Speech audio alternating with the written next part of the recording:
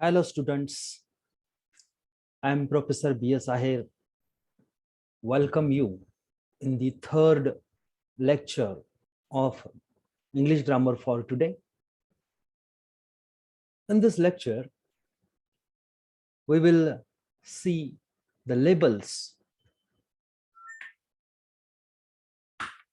that we are going to use throughout the paper. Geoffrey लीच्या English grammar for today या पुस्तकामध्ये त्यांनी काही लेबलचा वापर केलेला आहे. आपल्याला ह्या पेपरमध्ये वर्ड्स, फ्रेजेस आणि क्लॉजेस यांचं ॲनालिसिस करायचं आहे. संपूर्ण पेपरभर आपल्याला याचं ॲनालिसिस करायला शिकायचं आहे, ॲनालिसिस करून दाखवायचं आहे परीक्षेसाठी सुद्धा. तर त्यासाठी आपल्याला काही लेबल्स लागणार आहेत आणि त्या लेबलचं इंट्रोडक्शन, ते लेबल कोणते आहेत, कोणते कुठं वापरले जातात याबद्दल आज आपण जाणून घेऊया. आपल्याला लेबल्स माहीत असणं खूप आवश्यक आहे. लेबल्स माहीत नसतील तर आपल्याला पुढचं काही येणार नाही. आणि म्हणून लेबल्स, कोणते लेबल्स कशासाठी वापरले जातात, ते कुठे वापरले जातात, या सर्वबद्दलची माहिती आज आपण या लेक्चर मधून जाणून घेऊया. सर्वप्रथम आपण बघूया की लेबल्स जे आहेत ते जेफ्री लीच यांनी 4 प्रकारचे लेबल्स यूज केलेले आहेत.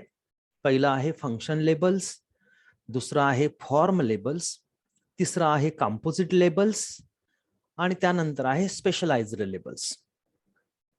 हे लेबल्स आपल्याला नेमकं कुठे वापरावे लागतात याबद्दल आपण थोडक्यात माहिती करून घेऊ. तर सपोज आपल्याला एक फ्रेज दिली जाईल, उदाहरणार्थ the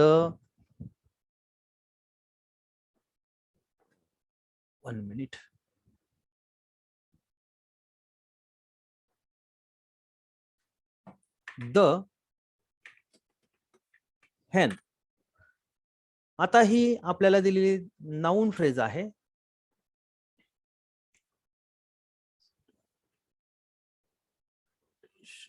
One minute, please. Let me clear all this drawing and then once again let me take the text.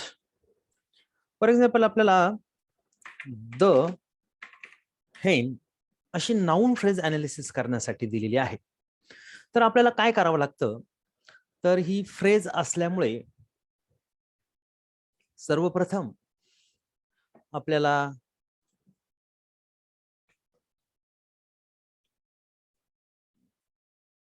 तिचं ब्रॅकेटिंग करावं लागतं, असं ब्रॅकेट टाकावी लागते. आणि त्यानंतर आपल्याला इथे फॉर्म अँड फंक्शन लेबल्स द्यावे लागतात.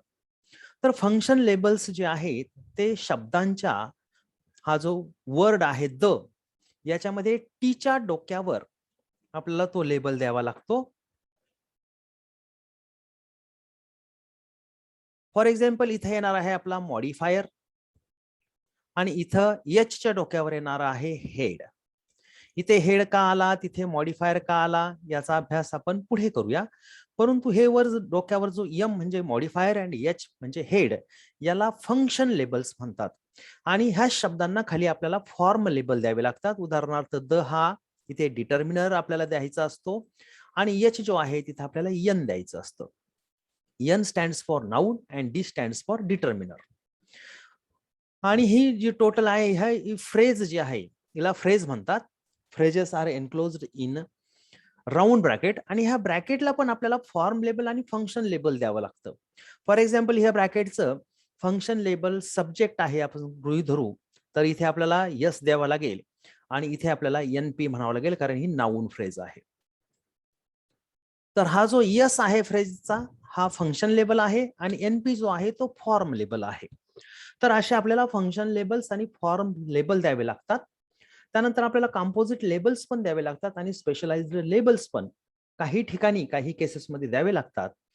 तर लेबल्स का द्यावे लागतात आणि आपल्याला ॲनालिसिस मध्ये काय शिकायचं आहे याचं थोडक्यामध्ये इथे आपण एक प्रॅक्टिकल बघितलेलं आहे.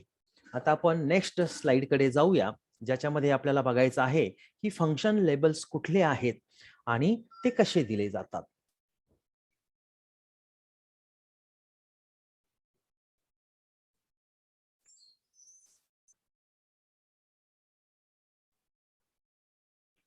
Functions label. हा आपला फंक्शन लेबल आहे कॅपिटल ए आणि तो ऍडव्हर्बियल साठी दिला जातो. ऍडव्हर्बियल हे स्पोकामधलं एक फंक्शन आहे. जिथे जिथे ऍडव्हर्बियल आलेला असेल फ्रेज म्हणून किंवा ऍडव्हर्ब फ्रेज किंवा प्रेपोजिशनल फ्रेज जिथे आलेली असेल त्याच्या डोक्यावर आपल्याला फंक्शन लेबल ए द्यावं लागतं. त्यानंतर ऑक्झिलरी व्हर्ब हे एक फंक्शन लेबल आहे. त्यासाठी आपण ए कॅपिटल, यू छोटा आणि एक्स छोटा असं द्यावं लागतं.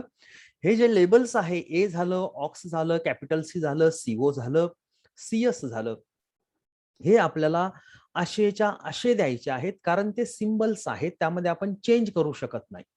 म्हणजे ऍडव्हर्बियलचा ए हा आपल्याला कॅपिटलच द्यावा लागेल, तो आपण स्मॉल काढू शकत नाही किंवा तो आपण स्टाईल मध्ये सुद्धा काढू शकत नाही. फॉर एक्झाम्पल, एखाद्याला असं वाटलं की मला ए स्टाईल मध्ये लिहिता येतो आणि मग त्यांनी तो असा काढला तर असं चालणार नाही. तो आपल्याला असा एच द्यावा लागेल, तो आपल्याला नॉर्मल मध्ये लिहावा लागेल, असा लिहावा लागेल. ऑक्झिलरीचं पण तसं आहे, ए कॅपिटल लिहावा लागेल, यू छोटा आणि एक्स छोटा. कॉम्प्लिमेंट असेल तर आपण कॅपिटल सी वापरतो. सीओ असेल तर ऑब्जेक्ट कॉम्प्लिमेंट साठी आपण सीओ वापरतो. C stands for complement and O stands for object. तसंच खाली सीएस आहे, तो आहे सब्जेक्ट कॉम्प्लिमेंट. त्यानंतर खाली आहे एच. तो एच जो आहे तो एच स्टँड्स फॉर हेड. जसं मी आता पहिल्या एक्झाम्पल मध्ये तुम्हाला हेनच्या डोक्यावर एच दिलेला होता, कॅपिटल एच, तर तो हा एच आहे कारण तो हेड वर्ड होता. M stands for modifier. आपण एम लेबल पण दिलेलं होतं, ते दोन्ही कॅपिटल आहेत. त्यानंतर आहे M V. M capital, V छोटा. मेन व्हर्ब साठी आपण ते वापरतो. ओ हा ऑब्जेक्ट साठी वापरला जातो, कॅपिटल ओ आहे. ओडी, ओ कॅपिटल आणि डी छोटा आहे. डायरेक्ट ऑब्जेक्ट साठी आपण हे लेबल वापरतो. ओ आय इनडायरेक्ट ऑब्जेक्ट साठी आपण वापरतो. पी हा प्रेडिकेटर साठी, हा कॅपिटल पी आहे. यस सब्जेक्ट साठी वापरतो, तो कॅपिटल आहे. आणि V O C, V capital आहे, ओ छोटा आहे आणि सी छोटा आहे, म्हणजे स्मॉल लेटर्स आहेत ते आपण व्होकेटिव्ह साठी वापरतो. तर एवढे फंक्शन्स लेबल आपल्याला वापरावे लागतात. हे फंक्शन्स लेबल्स ऍक्च्युली आपल्याला पाठ करण्याची गरज नाही. एकदा दोनदा तीनदा आपण वाचले आणि वर्षभर आपण हे देणार आहोत, त्याच्यामुळं प्रत्यक्ष आपण जेव्हा ब्रॅकेटिंग करू, अनालिसिस करू, तेव्हा हे ऑटोमॅटिक तुम्हाला येतील. त्यासाठी सेपरेट पाठ करण्याची गरज नाही. आता आपण तिसऱ्या स्लाइड कडे जाऊया, जिथे आपल्याला बघायचं आहे फॉर्म लेबल. फॉर्म लेबल आपण बघूया. Let me clear the annotation first, close it.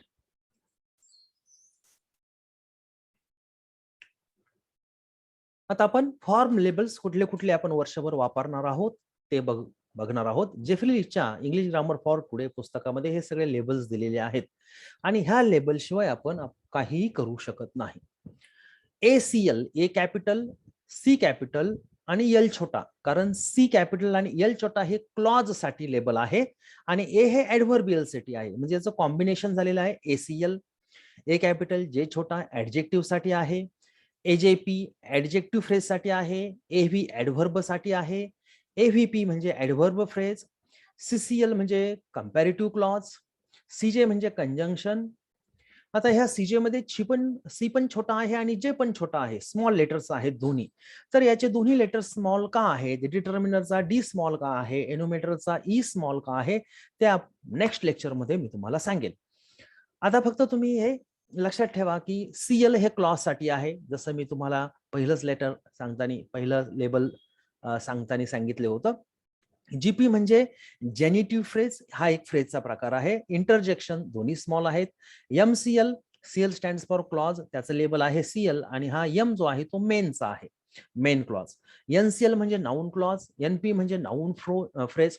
P म्हणजे प्रेपोजिशन, हा स्मॉल पी आहे. PCL prepositional clause. पीएच म्हणजे फ्रेज. पीएन म्हणजे प्रोनाऊन आणि प्रेपोजिशनल फ्रेज साठी आपण पीपी वापरतो. फ्रेजसाठी आपण फक्त पी वापरलेला आहे कॅपिटल, आणि प्रेपोजिशनल याच्यासाठी आपण पी वापरतो. जसं नाऊन फ्रेजमध्ये एनपी आहे, प्रेपोजिशनल फ्रेजमध्ये पीपी आहे, त्यानंतर जेनेटिव्ह फ्रेजमध्ये जीपी आहे, ऍडव्हर्ब फ्रेजमध्ये एव्हीपी आहे. कारण ऍडव्हर्बचं लेबल हे 2 अक्षराचं आहे, ए आणि व्ही. ऍडजेक्टिव्हचं पण 2 अक्षराचं आहे, आणि त्यानंतर मग फ्रेज किंवा क्लॉज आपण वापरतो, म्हणून याचे 3 लेबल येतात, ए कॅपिटल, जे स्मॉल पी ऍडजेक्टिव्ह फ्रेजच्या केसमध्ये. त्यानंतर आपण एन नाऊन साठी वापरतो, कॅपिटल एन. आरसीएल हा रिलेटिव्ह क्लॉज साठी वापरतो. हा जो अपॉस्ट्रॉफी यस आहे त्याला जेनेटिव्ह मार्कर म्हणतात, ते लेबल असं वापरतो आपण. एससीएल म्हणजे सबऑर्डिनेट क्लॉज, एसई म्हणजे सेंटेन्स, सेंटेन्स साठी सुद्धा आपण एसई ही लेबल वापरतो. कॅपिटल व्ही व्हर्ब साठी वापरतो. स्मॉल व्ही हा ऑपरेटर व्हर्ब म्हणजेच हेल्पिंग व्हर्ब म्हणजेच ऑक्झिलरी व्हर्ब, यासाठी आपण स्मॉल व्ही वापरतो. व्हीपी म्हणजे व्हर्ब फ्रेज. आणि वर्ड साठी डब्ल्यूओ, डब्ल्यू कॅपिटल आणि ओ स्मॉल असं लेबल आपण वर्ड साठी वापरतो. Now let us go to the next slide. आपण आता बघूया की कंपोजिट लेबल्स जे आहेत ते कुठले आहेत. ते पहिलं आहे CLI म्हणजे इन्फिनिटिव्ह क्लॉज. सीएल हे क्लॉज साठी आहे, आणि त्यानंतर झालेला स्मॉल आहे तो आहे इन्फिनिटिव्ह साठी. इन्फिनिटिव्ह व्हर्ब असतं त्यासाठी ते वापरलं जातं. त्यानंतर CLING म्हणजे आयएनजी क्लॉज असेल तर. आता इन्फिनिटिव्ह क्लॉज काय असतं, आयएनजी क्लॉज काय असतं, एन क्लॉज काय असतं, हे आपण नंतर पुढे शिकणार आहोत. त्यासाठी आपण हे लेबल्स नंतर यूज करणार आहोत. CLEN, VO म्हणजे जो प्रेझेंट टेन्स आहे किंवा बेस फॉर्म आहे त्यासाठी आपण कॅपिटल व्ही आणि छोटा ओ वापरतो. त्यानंतर VS third person singular present tense असेल तर आपण कॅपिटल व्ही आणि एस असं लेबल त्यासाठी यूज करतो. VED पास्ट टेन्स साठी, VI इन्फिनिटिव्ह साठी, VING हे लेबल आपण प्रेझेंट पार्टिसिपल साठी वापरतो, आणि VEN हे पास्ट पार्टिसिपल. म्हणजे पीपी म्हणजे क्रियापदाचं तिसरं रूप असेल तर आपण व्हीइन वापरतो. त्याचा कंटिन्युअस टेन्स मध्ये क्रियापदाला आयएनजी लागलेला असेल तर आपण आयएनजी वापरतो, आणि क्रियापदाला जर टू लागलेला असेल जसं टू वर्क तर आपण VI असं लेबल त्याच्यामध्ये वापरणार आहोत. त्यानंतर आपण नेक्स्ट स्लाइड कडे जाऊया, ज्याच्यामध्ये आपण स्पेशलाइज्ड लेबल्स बघणार आहोत. स्पेशलाइज्ड लेबल्स मध्ये MOD हे मॉडॅलिटी साठी आपल्याला हे व्हर्ब फ्रेजचं अनालिसिस करताना हे 4 कामाला येणार आहेत. Mod, pass, perf and prog. Mod modality साठी आहे, म्हणजे मॉडल ऑक्झिलरी जेव्हा आपण यूज करतो तर तिचं अनालिसिस करण्यासाठी आपल्याला MOD मॉड हे लेबल आपण इंडिकेट करतो. त्यानंतर पास म्हणजे पॅसिव्ह व्हॉइस, पर्फ म्हणजे परफेक्ट आस्पेक्ट, आणि प्रॉग म्हणजे प्रोग्रेसिव्ह आस्पेक्ट. त्यानंतर इट हा लेबल आपण एम्प्टी सब्जेक्ट इट साठी वापरणार आहोत. देअर एक्झिस्टेन्शियल देअर आपण तिथे वापरणार आहोत, हे आपल्याला सेकंड सेमिस्टर मध्ये त्याचा उपयोग पडेल. बी प्रायमरी व्हर्ब टू बी साठी, डू डमी व्हर्ब डू साठी आपण वापरतो. HV हा प्रायमरी व्हर्ब टू हॅव साठी आपण वापरतो. हे प्रायमरी व्हर्ब आणि मॉडल व्हर्ब हे ऑक्झिलरी व्हर्बचे प्रकार आहेत. आपण मागच्या लेक्चरमध्ये पार्ट्स ऑफ स्पीच मध्ये त्याबद्दल थोडंसं माहिती करून घेतलेली आहे. यानंतरच्या लेक्चरमध्ये आपण त्याचा डिटेल स्टडी करणार आहोत. नॉट हे क्लॉज निगेशन साठी लेबल वापरतो, आणि टू हे इन्फिनिटिव्ह मार्कर साठी लेबल आपण वापरतो.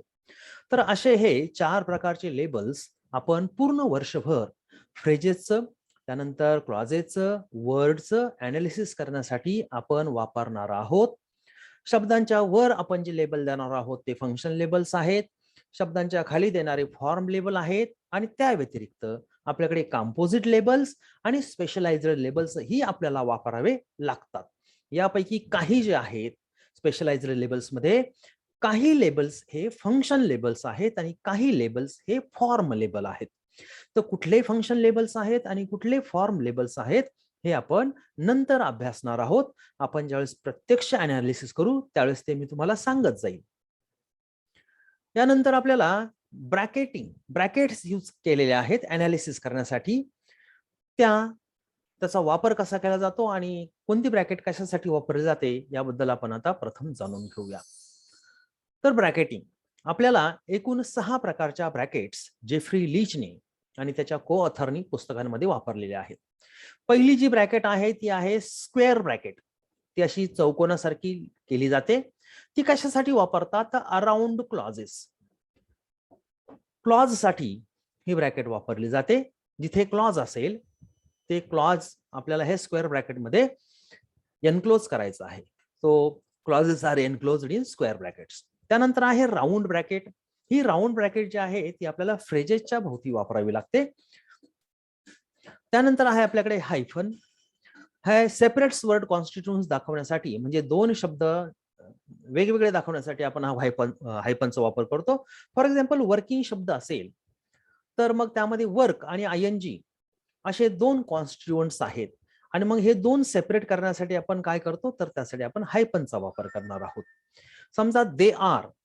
आता हे दे आर कसं लिहिलं जातं तर कधी कधी दे आर असं लिहिलं जातं आणि मग तिथे आपल्याला याचा उपयोग होईल. उदाहरणार्थ समजा असं लिहिलेलं असेल दे आणि इथे अपोस्ट्रॉफी आणि त्याच्यानंतर फक्त आर ई, तर हा कंपोजिट शब्द आहे दे आणि आरचा.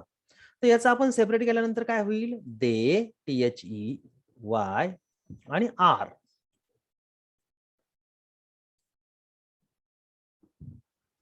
तर इथे आपल्याला हायफनची गरज लागणार नाही. परंतु समजा ING असेल, ED असेल, EN असेल, तिथं जर आपल्याला इंडिकेट करायचं असेल तर तिथं आपल्याला हायफनचा वापर होतो. आपल्याला फार त्याचा उपयोग पडणार नाहीये, परंतु दिलेला आहे त्यांनी तर आपल्याला ते घेणं गरजेचं आहे. बघूया आपण त्याचा प्रत्यक्ष वापर करताना त्याचा कुठे आपल्याला काम पडेल. त्यानंतर आहे अँगल ब्रॅकेट. अँगल ब्रॅकेट ह्या हे अशा लिहायच्या असतात. म्हणजे समजा आपल्याला यूज करायचं असेल तर आपण पूर्ण जे काही शब्द जे काही असतील ते असे अँगल ब्रॅकेटमध्ये आपल्याला वापरावं लागतं. अँगल ब्रॅकेट कशासाठी वापरतात? तर encloses optional constituents, sorry encloses coordinates.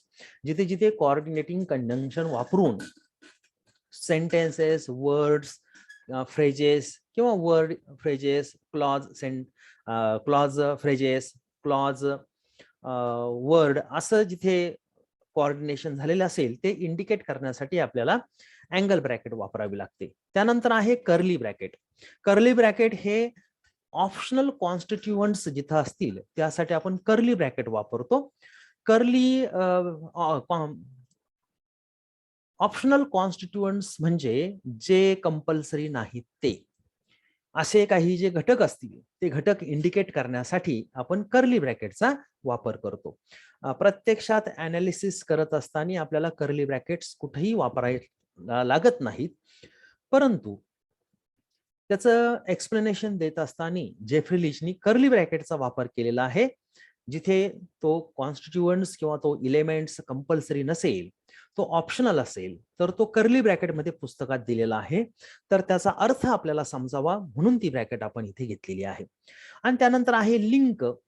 हे दोन सेम पार्ट्स ऑफ स्पीचचे वर्ड जर सेपरेट झालेले असतील काही कारणास्तव तर ते एकमेकांशी लिंक आहे हे दाखवण्यासाठी आपल्याला हे लिंक वापरावं लागतं. हे आपल्याला सिम्बल किंवा ब्रॅकेट वापरावं लागतं. जसं की फॉर एक्झाम्पल एखादं व्हर्ब आहे was, he was not, he was not working. हे सपोज असं असेल तर याच्यामध्ये वॉज आणि वर्किंग हे दोन व्हर्ब आहे, पण मध्येच नॉट घुसलेला आहे जो ऍडव्हर्ब आहे. आणि मग आपल्याला याची व्हर्ब फ्रेज, हे व्हर्ब आहे, व्हर्ब असेल की व्हर्ब फ्रेज होते आणि व्हर्ब फ्रेजचे हे दोन इलेमेंट आहे, वॉज आणि वर्किंग हे एकत्र आहे हे दाखवण्यासाठी आपल्याला इथून वॉज पासून असं वर्किंग पर्यंत असं लिंक करून दाखवावं लागतं. तिथे हे सिंबल आपल्याला, तिथे हे लेबल आपल्याला कामं येणार आहेत. तर अशा पद्धतीनं ह्या ब्रॅकेट्स आणि लेबल्स आपल्याला माहीत असायला हव्यात, जेणेकरून प्रत्यक्षात अनालिसिस करत असताना आपल्याला त्याचा उपयोग होईल, आपल्याला समजायला सोपं जाईल, आपल्याला अडचण येणार नाही. म्हणून पुस्तकांमधील ह्या सगळ्या ब्रॅकेट्स आपण दोनदा, तीनदा, चारदा तरी वाचून घेतल्या पाहिजेत. प्रथम वाचत असताना कदाचित लक्षात राहणार नाही, परंतु जसं जसं आपण त्याचा वापर करू तसं तसं त्या लक्षात येतील. परंतु अगोदर आपण त्याला वाचणं गरजेचं आहे. आजच्या या लेक्चरमध्ये ब्रॅकेटिंग आणि लेबल्स याबद्दल ह्या लेक्चरमध्ये एवढं पुरेसं आहे. यानंतर आपण पुन्हा पुढच्या लेक्चरमध्ये पुढचा टॉपिक घेऊया. तोपर्यंत आपण इथे थांबूया. धन्यवाद.